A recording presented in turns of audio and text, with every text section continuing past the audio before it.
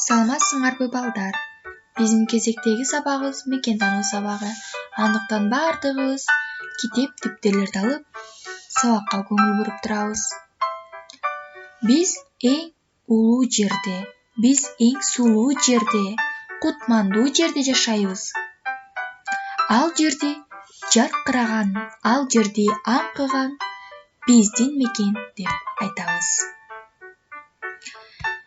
Демек, 4-чү чейрек 1-чи сабак. Сабактын темасы жаратылышты сактоо, кызыл китеп, Кыргызстандын коруктары жана экология деген эмне? Анда силерди сабактын максаттары менен тааныштыра кетейин. Кызыл китеп корк боюнча жаңы маалыматтар менен таанышасыңар. Ой жүгүртүү билүү жөндөмүңөр калыптанат. Берилген тапшырмаларды так аткарууга аракеттенесиңер. Өткөнгү сабакта силерге тапшырма болгон каалаган бир жаныбар тууралуу кошумча маалымат таап, кептерге жазуу болгон. Мисалы, көккет бул суу аламынын эң чоң жаныбары болуп калбай, тарыхтагы эң чоң жаныбар эсептелинет. Бирок ага карабай майда жандыктар, планктондор менен азыктанат. Кит күчү менен суу асты толкунунда пайда кыла алат. Ал толкуну өлжөсүнүн ээсин оодарат. Киттер 200 жылга чейин жашай алат. Силер билесиңер балдар, кызыл китеп деген эмне? Ал эмне үчүн кызыл китеп деп аталып каларын? Кызыл китеп бул жоголуп бараткан же жоголуу алдында турган сейрек жаныбарлар, өсүмдүктөр тууралуу маалыматтардын жыйындысы. Кыргыз СССРдин кызыл китеби 1985-жылы 1-чи басылышы, ал эми 2-чи басылышы 2007 жылы чыгарылган.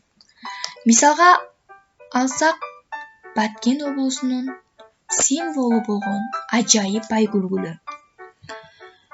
Бул айгүлгүлү тууралуу уламышты окуганбыз балдар. Айгүлгүлү жыл сайын апрель айынын орто ченинде ачылып, май айынын орто ченине чейин гүлдөйт. Башка гүлдөрдөн айырмаланып, анын гүлдөө мезгили да 20-25 күндү өзүнө камтыйт. Анын дагы бир айырмачылыгы боюнун бийиктиги 1-1,5 метрге чейин өсөт жана тоонун күнгөй эмес, тескей капталында өсүшү. Бул кызыл китепке киргизилген өсүмдүк. Жана ак илбирс дагы бул Кыргызстандын кызыл китебине киргизилген жаныбарлардын катарын толуктап турат. Адамдын жердеги ишмердиги өсүмдүктөрдүн жана жаныбарлардын көп түрлөрүнүн жок болушуна, айрым жаныбарларды жолуктурууга кыйындап баратканына, күн сайын жер жүзүнөн жаныбарлардын же өсүмдүктөрдүн кайсы бир түрү жок болуп жатканын окумуштуулар эсептеп чыгышкан. Жаратылыштын кайталангыс дүйнөсүн сактап калууга шашылыш чара көрүү керектигин адамдар түшүнүп баштаган. Мына ошентип кызыл китеп жаралган. Ага миңдеген жылдар пайда болуп, адамдын күнөөсү менен жок болуп кетүү коркунучунда турган жаныбарлардын жана өсүмдүктөрдүн түрлөрү киргизилген. Китептин мукабасынын кызыл түстө болушу да кокусунан эмес.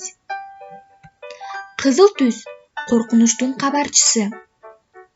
Кызыл китеп бул кырсыктын белгиси эле эмес, жок болуу коркунучундагы сейрек түрлөрдү сактоо боюнча иш-аракеттердин да программасы. Кызыл китепке киргизилген түрлөрдү сактоо жоопкерчилиги эң биринчи кезекте алар аймагындагы байырлаган мамлекетке жүктөлөт. Кыргызстандын кызыл китебине жаныбарлардын, өсүмдүктөрдүн, козу карындардын 210дон ашык түрү киргизилген. Алар мамлекеттин өзгөчө коргоосунда турат. Эми балдар, эсиңерге сактап калгыла. Кызыл китеп сейрек кездешүүчү жана жоголуу коркунучундагы жаныбарлар менен өсүмдүктөрдүн тизмеси. Анда силерге суроо балдар. кызыл китеп деген эмне? Эмне үчүн ал ушинтип аталат? Кызыл китеп эмне үчүн түзүлгөн? Бул суроолорго өз алдыбызча жооптап дептерге да жазып коебуз. Анда балдар, коруктар тууралуу сөз кылабыз. Коруктар деген эмне? Бул эмне? Коруктар бул өзгөчө корголуучу аймактар. Мында өсүмдүктөр жана жаныбарлар дүйнөсү сакталат. Жаратылыш парктары жана коруктар бүткүл дүйнөдө бар. Кыргызстандын жаратылышы бай, бирок анын байлыгы чексиз эмес. Жаратылышты коргоо адамзаттын эң маанилүү милдеттеринин бири. Жаратылышты сактоо үчүн адамдар өзгөчө корголуучу аймактарды, мисалы коруктарды жана жаратылыш парктарын түзүшөт. Бул жерде сейрек кездешүүчү жаныбарлар жана өсүмдүктөр коопсуз болушат. Коруктарда аңчылыкка, балык улоого, дарактарды кыюуга, чөп чабууга тыюу салынат.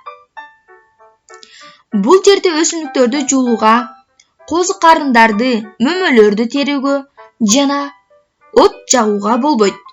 Коруктарда курулуш курууга, автотранспорттун жүрүшүнө жол салууга тыюу салынган. Адамдар коруктарга бара алышат, бирок ал жердин эрежелери сактоого милдеттүү. Бүгүнкү күндө болсо Кыргызстан аймагында болжол менен өзгөчө корголуучу 100гө жакын аймак бар. Булардын ичинде 10 корук жана 9 улуттук парк бар. Экология деген эмне? Билесиңер балдар? Экология деген гректердин экос үй жана логос илим деген сөздөрүнөн түзүлгөн. Демек, экология жердеги бардык жандуулар жашаган үйү. Жаратылыштын үйү жөнүндөгү илимди билдирет. Ушул байланыштарды изилдеген окумуштуулар экологдор деп аталат. Экологдор чарбаны кандай жүргүзүүнү жана кор чаптырган чөйрөгө жана өзүнө зыян келтирбөө жөнүндө адамдарга айтып бере алышат. Демек балдар, ушуну менен биздин сабагыбыз дагы соңуна келип жетти. Силерге тапшырма. Экология деген эмне? Жана дүйнө экологдун көзү менен деген текстти окуйсуңар. Кошумча тапшырма. Кыргызстандын кызыл китебине киргизилген жаныбар болобу, өсүмдүкпү же курт мурскалардынбы сүрөтүн тартып келүү. Аны эмесе балдар, ушуну менен биздин сабагыбыз соңуна жетти. Кийинки сабактардан көрүшкөнчө сак саламатта калгыла.